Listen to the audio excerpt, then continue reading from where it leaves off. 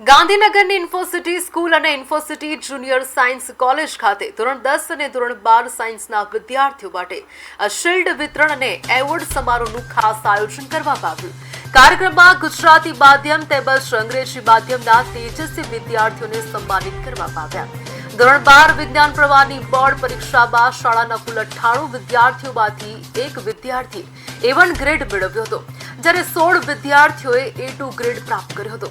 તે જ રીતે ધોરણ 10 બોર્ડ પરીક્ષામાં કુલ 79 વિદ્યાર્થીઓમાંથી 14 વિદ્યાર્થીઓએ A1 ગ્રેડ અને 21 વિદ્યાર્થીઓએ A2 ગ્રેડ મેળવ્યો હતો. ખાસ કરીને અંગ્રેજી માધ્યમનું પરિણામ 97.56% નોંધાયું હતું. કાર્યક્રમ દરમિયાન ધોરણ 10 અને ધોરણ 12 સાયન્સમાં ઉત્કૃષ્ટ પ્રદર્શન કરનાર વિદ્યાર્થીઓને શિલ્ડ આપી સન્માનિત કરવામાં આવ્યા હતા.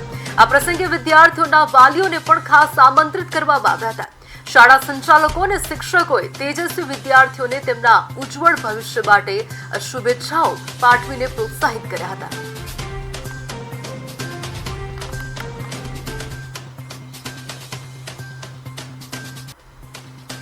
ઇન્ફોસિટી સ્કૂલના જે ટ્રસ્ટી છે તે જોડાયા છે, તેમની સાથે વાતચીત કરવાનો પ્રયાસ કરીશું. સાહેબ, આપનું આખું નામ અને સ્કૂલ વિશે. મારું નામ M.K. Dalsaniya, managing trustee Infocity junior science college Gandhinagar. 2004માં ઇન્ફોસિટી જુનિયર સાયન્સ કોલેજની ટ્યુશન અને ટેન્શન મુક્ત ગુજરાતમાં પહેલી સ્કૂલ ચાલુ કરવામાં આવેલી છે. આ રફતાર અમારી 22 વર્ષથી ચાલુ છે. અમારા સ્કૂલના વિદ્યાર્થીઓ મોટાભાગના A1 A2 ગ્રેડ આવે છે અને કોઈ પણ વિદ્યાર્થીને ટ્યુશન નથી. અમે આગ્રહ એવો રાખીએ છીએ કે ટ્યુશન રાખવું હોય તો આ સ્કૂલમાં નહીં આવવું. ટ્યુશન વગર અમારી પાસે એક સિસ્ટમ એવી છે, 3 આધારસ્તંભ છે કે એક નિયમિત અઠવાડિયામાં 4 થી 5 ટેસ્ટ લેવાય છે, ડાઉટ સોલ્વિંગ લેવાય છે અને અમારી પાસે એક શિક્ષકોની એવી સારી ટીમ છે કે 22 વર્ષથી એકને એક ટીમ બદલાયા વગર આ જ સંસ્થામાં કાર્યરત છે. વિદ્યાર્થીઓને લાભ મળે છે. બીજું, આ સ્કૂલમાં આવતા વિદ્યાર્થીઓને બાઇક કે મોબાઈલ કે ટ્યુશન એલાઉ નથી, એને કારણે વિદ્યાર્થીઓનું સારું રિઝલ્ટ આવે છે અને વાલીઓનો સહકાર. આ 4 આધારસ્તંભથી ઇન્ફોસિટી જુનિયર સાયન્સ કોલેજનું રિઝલ્ટ ઉત્તરોત્તર સારું અને વર્ષોથી ટ્યુશન ટેન્શન મુક્ત સ્કૂલની સ્થાપના અમે 2004થી કરેલ છે અને રફતાર ચાલુ છે. Thank you. જે આપણી સાથે જોડાયા હતા ઇન્ફોસિટી સ્કૂલના ટ્રસ્ટી, તેમનું કહેવું છે કે અહીંના જે બાળકો છે તેમને મોબાઈલ મુક્ત અને બાઇક મુક્ત કરવામાં આવે છે. તેના કારણે અહીંના છોકરાનું જે રિઝલ્ટ છે તે ખૂબ સારું, દર વર્ષની જેમ આ વખતે બી ખૂબ સરસ પરિણામ આવ્યું છે. ઇન્ફોસિટી સ્કૂલના પ્રિન્સિપલ પ્રવીણા મેમ જોડાયા છે, તેમની સાથે વાતચીત કરવાનો પ્રયાસ કરીશું કે અહીંના છોકરાઓ કેટલી મહેનત કરતા હતા અને કેટલા છોકરાઓને જે A1 કે A2 ગ્રેડ આવ્યા છે. અમારી સિસ્ટમના કારણે ખૂબ સરસ રિઝલ્ટ મેળવેલું છે અને અહીંના સ્ટુડન્ટ બી ખૂબ સાથે અમને સપોર્ટ કરીને ખૂબ સારી મહેનત કરે છે.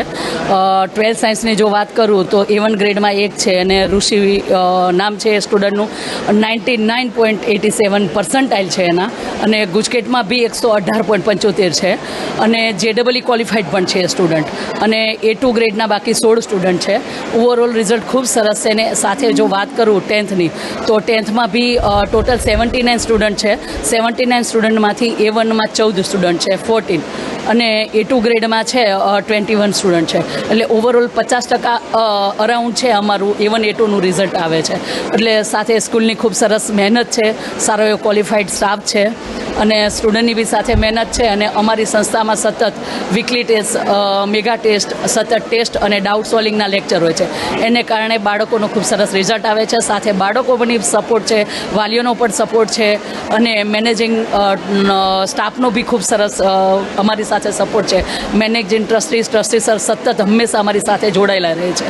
તો આ સતત એમના માર્ગદર્શન હેઠળ કામ કરવાથી સંસ્થાનું ખૂબ સરસ પરિણામ મેળવી શક્યા છે. એ બદલ અમને ખૂબ આનંદ છે આ વસ્તુનો. Thank you. આપણી સાથે જોડાયા હતા પ્રવીણાબેન, જે અહીંયા ઇન્ફોસિટી સ્કૂલના પ્રિન્સિપલ છે. તેમનું કહેવું છે કે અહીંના જે સ્ટુડન્ટ છે અને સાથેની સાથે જે ટીચર છે ખૂબ ક્વોલિફાઈડ છે અને તે દર હપ્તે જે વીકલી ટેસ્ટ આવે છે તે રાખે છે અને જે ડાઉટ સોલ્વિંગના ક્લાસીસ આવે છે તે રાખે છે. તેના કારણે જે અહીંના છોકરાઓ છે તેમનું દર વર્ષની જેમ આ વખતે બી ખૂબ સરસ પરિણામ આવ્યું છે. શ્લોક ચૌહાણ, પાટનગર નેટવર્ક ન્યૂઝ, ગાંધીનગર. કેમ કે આ એક એવો પાથ હોય છે કે આમાં તમે ભટકાઈ જાઓ તો આગળ જઈને બહુ તકલીફ પડે. એટલે 11-12માં તો મહેનત તો કરવી જ પડે એવું છે. એટલે મારું મારી રૂટીનની વાત કરું કે 8 થી 2 મારી સ્કૂલ હતી. તો સ્કૂલેથી હું ઘરે જતો તો અરાઉન્ડ 3 વાગે હું ફ્રી થઈ જતો, તો 3 વાગે ઊંઘી જતો, એટલે 4:30 જેવું હું ઉઠી જતો. તો 4:30 હું ડાયરેક્ટ ચા નાસ્તો કરીને વાંચવા બેસતો અને સતત 3 કલાક જેવું વાંચતો 7:30 સુધી, અને 7:30 એવું મંદિરે જતો, ત્યાં અડધો કલાક મારો જેવું બગડે, અને 8 વાગે જેવું મંદિરથી પાછે આવતો. 8થી 8:30 મને જમતા થાય, એટલે 8:30 જેટલો 8:30 પછી અડધો કલાક થોડો રેસ્ટ થતો, તો 9 વાગે પછી હું બેઠતો ને, તો 9થી 10 ને 11 વાગ્યા સુધી હું બેસતો સડન. પછી 15 મિનિટ જેવું થોડું બ્રેક લઈ લઈએ, 15-20 મિનિટ જેવું, પછી હું બેસતો તો રાત્રે મોડે સુધી વાંચતો, 2-2:30 વાગ્યા સુધી વાંચતો. આપણી સાથે આપણે રિષિતભાઈ સાથે વાત કરી. હવે રિષિતભાઈ સિવાય બી આપણી સાથે બીજો એક ટોપર છે ભરત કરીને, જે સ્કૂલનો 2nd નંબર ઉપર છે. તેની સાથે વાતચીત કરવાનો પ્રયાસ કરીશું કે આપણે કેટલી મહેનત કરી છે ને હવે આટલા પર્સન્ટેજ પછી કઈ કોલેજનું તમારું સપનું છે. હું ભરત ભાડલિયા છું. હું પીસીબી સ્ટુડન્ટ છું. તો આમ તો જનરલી મારે નીટ ઉપર આધાર છે કે હું કઈ કોલેજ વિશ કરું છું કે કોઈ જીમર્સ મળી જશે MBBSમાં, અથવા તો કોઈ GMC મળી જશે.